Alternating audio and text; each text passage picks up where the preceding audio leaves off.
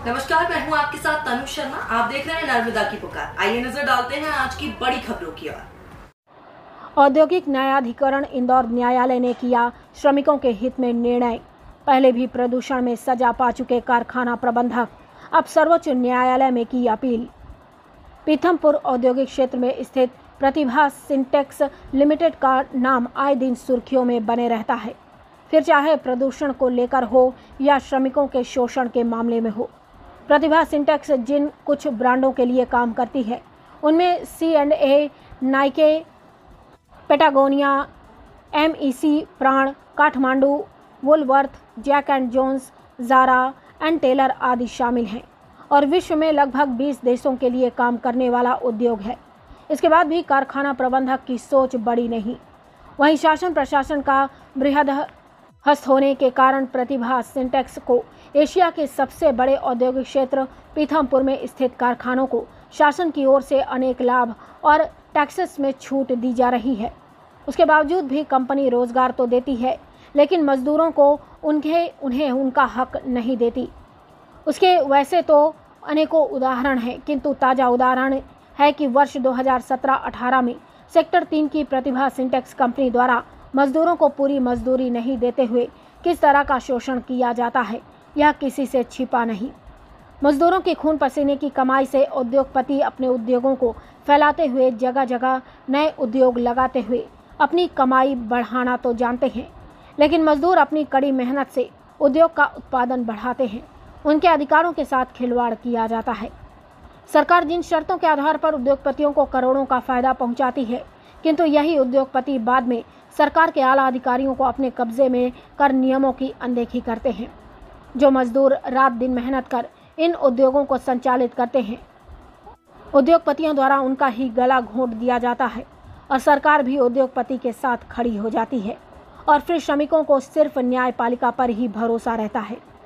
प्रतिभा syntax company के खिलाफ भी पहले धार न्यायालय से प्रदूषण फैलाने का दोषी मानते हुए कंपनी के MD श्रेयांस्कर चौधरी, वाइस प्रेसिडेंट व तत्कालीन GM को सजा व अर्थदंड से दंडित किया गया था। अब एक और मामले में प्रतिभा सिंटेक्स कानूनी लड़ाई हार गया है और मजदूरों की जीत हुई है।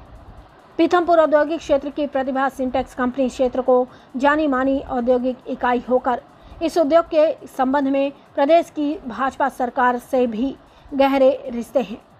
कई बार मुख्यमंत्री शिवराज सिंह या प्रमुख सचिव से मुलाकात और कंपनी में आना जाना और उनके साथ विदेशों के दौरे के अलावा उद्योग को कई तरह की टैक्स में छूट, सब्सिडी के अलावा अनेक लाभ देकर करोड़ों का फायदा पहुंचाने का काम भी बड़ी आसानी से चल रहा है।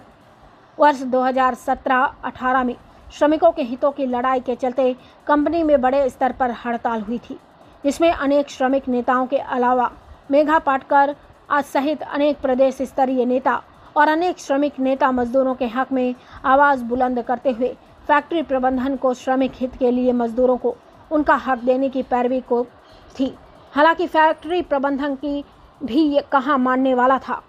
उसने जिन कर्मचारियों को बाहर कर दिया था उन्हें किसी भी कीमत पर फैक्ट्री में कार्य पर रखने को तैयार नहीं हुआ, लेकिन अपने हक की लड़ाई में मजदूर और मजदूर नेता भी अड़े रहे और उन्हें निचली कोर्ट से न्याय मिला तो पैसों के बल पर फैक्ट्री प्रबंधक भी वहाँ मानने वाला था।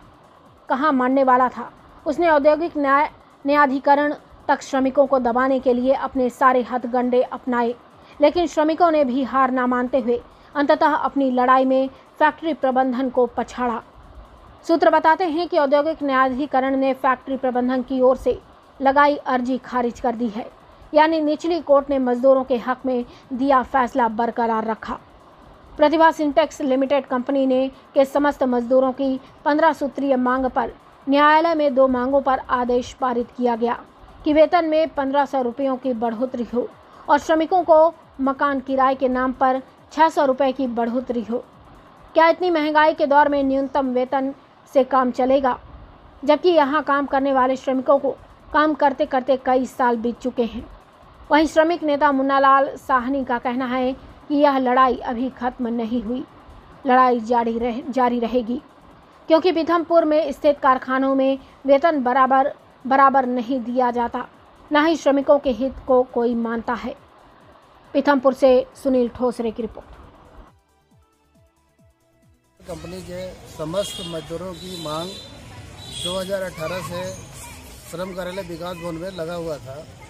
वहाँ पे 4 महीने मैनेजमेंट का इंतज़ार करते हुए गुजरने के बाद वह कार्रवाई औद्योगिक कोर्ट इंदौर पहुँची। वहाँ पर जाकर लंबे समय से चलते हुए आज 2023 में उसका फैसला आया और मजदूरों की जीत हुई। उसमें 15 मांगों में से मुख्य 2 मांगें उसमें से मिली है और वो भी अधूरा मिला है। उस मांग से हम संतुष्ट नहीं हैं। उसमें 25,000 की मुख्य वेतन वृद्धि की मांग थी। उसमें से सिर्फ मात्र 1,500 रुपये वेतन वृद्धि हुई है और रूम किराया 650 रुपये मिला है इसमें बस। और कुल मिलाकर हमने ये देखा कि मजदूरों के साथ धोखा हुआ है और हम इस लड़ाई को आगे ले जाएंगे। हाई कोर्ट में इसको वापस चैलेंज करेंगे। आपको क्या लग रहा है कि ये मिली भगत है या उद्योग वाले एकत्रित होकर आप श्रमिकों के साथ क्या अन्याय कर रहे हैं? क्या विशेष क्या लग रहा है पीथमपुर औद्योगिक क्षेत्र में? मुझे लग रहा है कि ये सारे लोग ऊपर की शक्तियाँ जितनी भी हैं सब मिली भगत है इनकी और श्रमिकों के साथ अन्याय हो रहा है। इस अन्याय के खिलाफ हम निरंतर लड़ते रहेंगे। क्या रहेगी अगली लड़ाई आपकी? अगली लड़ाई हम ये जितने भी पीथमपुर के अंदर समस्याएं चल रही है सभी समस्याओं को आगे ले जाएंगे और उनको अधिकार दिलाकर ही रहेंगे। आपका नाम बता दीजिए। मुन्ना लाल साहनी।